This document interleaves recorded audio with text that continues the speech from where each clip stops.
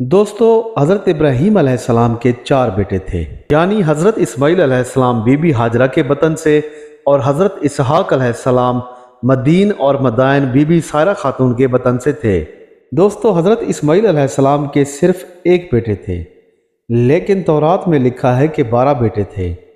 لیکن ایک بیٹے کی روایت زیادہ صحیح معلوم ہوتی ہے۔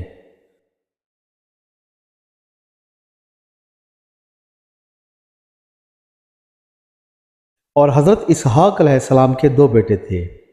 ایک کا نام ایس اور دوسرے کا نام یعقوب تھا،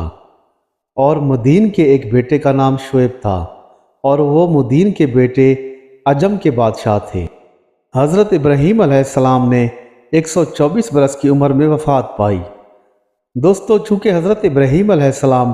ہر وقت موت سے ڈرتے رہتے تھے، اس لیے حق تعالیٰ نے چاہا کہ ان کی موت ان کی مرضی کے موافق